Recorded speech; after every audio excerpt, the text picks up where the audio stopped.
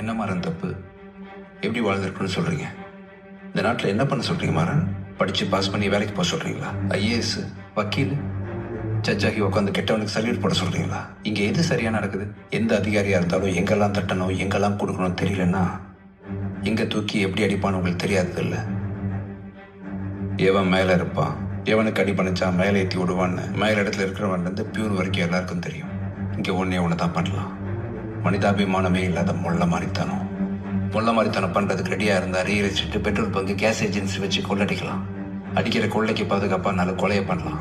சேர்த்து சொத்தை பாதுகாக்க அவன் கட்சியில சேர்ந்து மேல இருக்கிறவனுக்கு கூட்டி கொடுத்து 4 8 8 16 ஆக்கலாம். இல்லைன்னா ஊருக்கு ஒதுக்குப்புறத்துல ஒரு கடையை கட்டி விட்டுட்டு அங்கேயே உட்காந்து ரியல் எஸ்டேட் பஞ்சாயத்து பண்ணி காசு பார்க்கலாம்.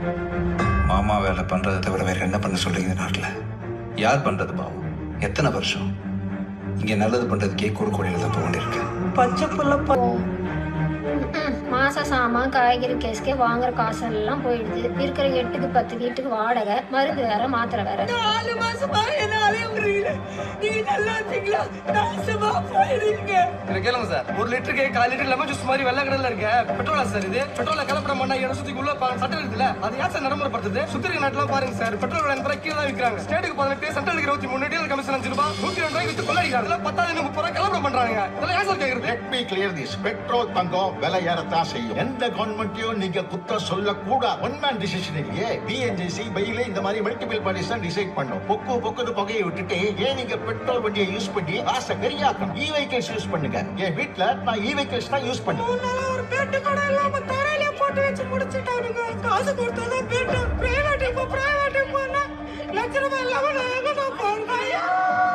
மிச்சம் சொச்சம் டிடிஎஸ் உருவிட்டு தான் கொடுக்குறான். சரி, மீதி இருக்க பணத்தை போய் ஏடிஎம்ல எடுக்கலாம்னு போனா வித்ட்ரால்னு அதுக்கு தனியா ஒரு வரியை போடுறான். என் அக்கௌண்ட்ல பேலன்ஸ் 10,000 ரூபாய்க்கு 1 ரூபாய் கம்மியாயிட்டுமே உடனே மெசேஜ் வந்துடும் 610 ரூபாய் ஃபைன் டிடெக்டட்னு. இன்ஜினியரிங் முடிச்சுட்டு வேலை இல்லாம இங்க ஹோட்டல்ல ஒர்க் பண்றேன். 11,000 சம்பளத்துக்கு நார்த் இந்தியன்ஸ் 8,000 தான் வாங்குறான். உனக்கு என்னங்கிறான்? ஒவ்வொரு பில்லுக்கு 100 200 டாக்ஸ் கட்டுற கஸ்டமர் டிப்ஸ் எப்படி சார் கொடுப்பாங்க? ஒரு மாசம் புதுசா டோல்கேட் போடுறான். ஃபாஸ்டாக்ல இருந்து கண்ணுக்கு தெரியாம காசு எடுத்துக்கிட்டு இருக்கான். இதெல்லாம் யார்கிட்ட போய் என்னன்னு கேப்பீங்க? இதோ இந்த ரோடு இருக்கு, தாராளமா போடுறான். தங்கத்துல ஒண்ணு இழக்கலையே.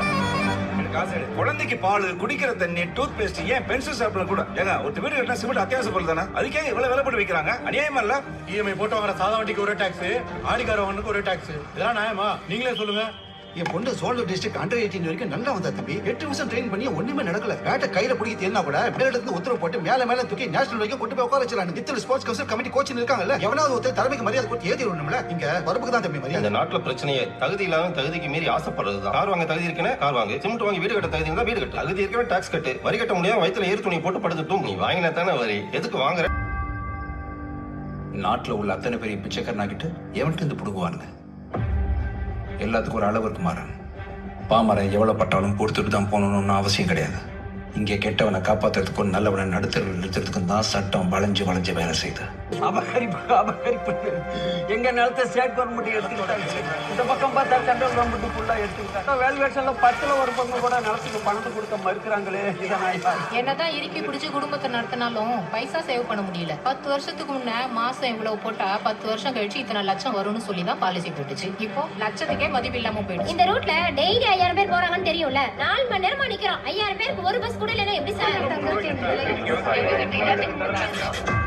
10,000 பேருக்கு ஒரு மொன்னா கவுன்சிலர், 1,00,000 பேருக்கு ஒரு மொல்ல மாதிரி எம்எல்ஏ, கோடியா காசை வாங்கிட்டு சீட்டை வைக்கிறதுக்கு கொத்தா எம்பிங்க. 10 வீடு, 4 கம்பெனி, 3 பொண்டாட்டின்னு ஒரு கவுன்சிலர் ரேங்க்ல இருக்கிறவனே 400-500 கோடி வச்சுக்கிட்டு டிஃபெண்டர் ரேஞ்சர் தான் அலையறான். இதுக்கு நடுவுல எந்த அரசியல் புரிதலும் இல்லாத ஒரு கூட்டம் எங்க திரும்பினாலும் நிக்குது. ஒரு நாளைக்கு 10 மணி நேரம் உட்காந்து மொபைல் தேய்ச்சிட்டு குனிஞ்ச தலை நிமிராம அனாமத்தா வாழ்க்கையை ஓட்டிட்டு இருக்கவன் எத்தனை பேர் இருக்கான் தெரியுமா? நாடு எக்கேடு கேட்டாலும் திரும்பி கூட பார்க்க மாட்டாங்க. மேல சொகுசா உட்காந்துட்டு நாட்டுல இருக்க 120 கோடி பேரையும் முட்டாளாக்கி கேம் ஆடிட்டு இருக்கான். பாவ கணக்கு பேசுறீங்க.